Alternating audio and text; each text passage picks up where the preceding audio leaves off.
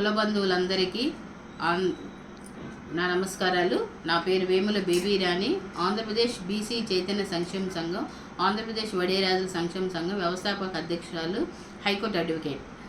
ఏదైతే పల్లపు శ్రీనివాస్, పుచ్చకాయల శ్రీనాన్న మాజీ ప్రెసిడెంట్ గారికి, అలాగే ట్రెజరర్ అయిన ఓర్సు పెద్ద వెంకటేశ్వర్ల గారికి నోటీసులు పంపించడం జరిగింది.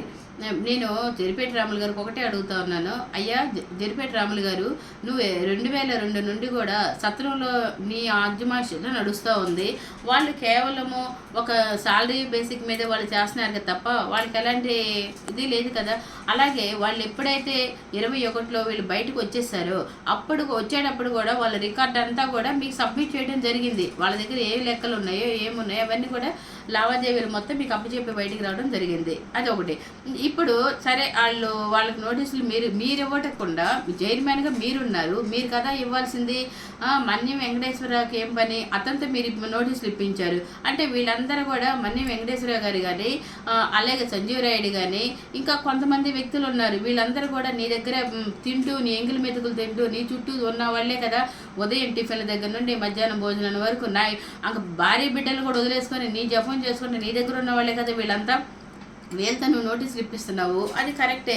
మరి 2002 నుండి మీ సత్రాన్ని ఆక్రమించుకొని ఉన్నారు.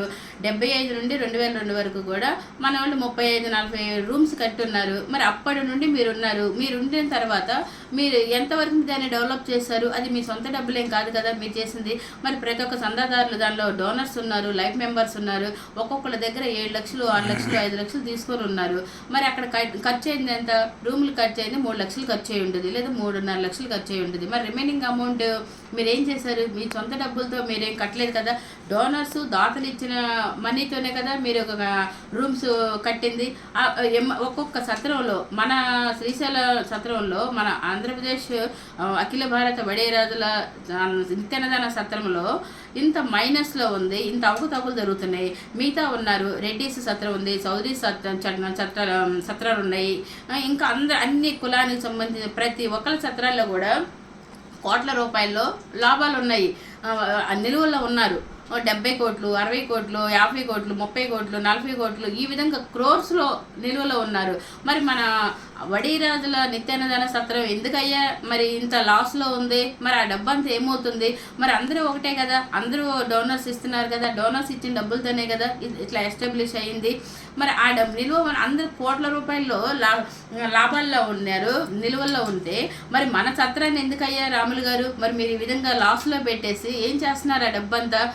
మరి దానికి లెక్కలు అడిగినందుకు నాకేమో సఫారీ ఇచ్చారు, నన్ను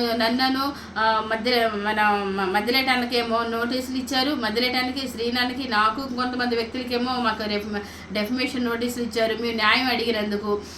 అలాగే మేము న్యాయాన్ని నిలదీసినందుకు నువ్వు చూపించే లెక్కలు చూపించమంటున్నాము, మేము టాడీట్ చూపించమంటున్నాము, దానికోసం సఫారీలు ఇచ్చావు, మీ మీద కేసులు కూడా ఆయన ఎఫ్ఐఆర్లు కూడా అయినాయి, అది ప్రూవ్ అయింది కాబట్టి అది చూస్తూ ఉన్నారు.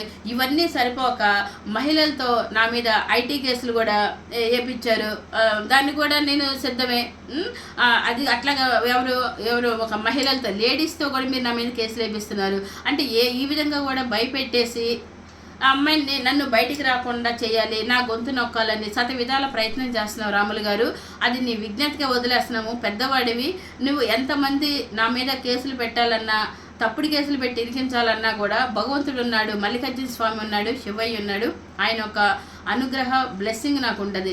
నాకు ఎలాంటి స్వార్థం లేదు. నేను కులం కోసం నా సత్రాన్ని కాపాడుకోవాలి. నా కులానికి 40 లక్షల జనాభా ఉన్న వడేరాజుల కులానికి సంబంధించిన సత్రం శ్రీశైల సత్రము. అలాగే తెలంగాణ వాళ్ళు కూడా దీనిలో వాళ్ళు డోనర్స్ ఉన్నారు, వాళ్ళు అన్నదమ్ములు ఉన్నారు. కాబట్టి వీళ్ళందరికి సంబంధించిన సత్రాన్ని నేను ఒక్కడవే ఆక్యుపై చేసుకొని ఈ విధంగా అన్యాయం చేస్తూ ఉన్నావు. దాన్ని నిలదీసినందుకు నువ్వు మహిళలతో నువ్వు కేసులు పెట్టిస్తూ ఉన్నావు నా మీద. ఇది ఎంతవరకు సమంజసమని నేను అడుగుతున్నాను. ఎందుకంటే వీళ్ళంతా కూడా నీ తొత్తులు. నా మీద కేసులు పెట్టడానికి వచ్చిన ప్రతి ఒక్కళ్ళు పెట్టాలి అనుకునే రోజు స్టేషన్ చుట్టూ తిరుగుతూ ఉన్నారు.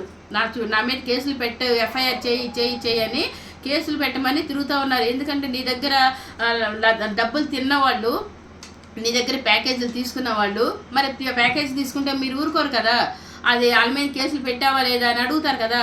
మీ దగ్గర ప్యాకేజీలు తీసుకున్న మనుషులు నా మీద కేసులు పెట్టి ఒక కంప్లైంట్ ఇచ్చి ఆ కంప్లైంట్ మీద ఎఫ్ఐఆర్ చేయమని పోలీస్ స్టేషన్ చుట్టూ రోజు తిరుగుతూ ఉన్నారు.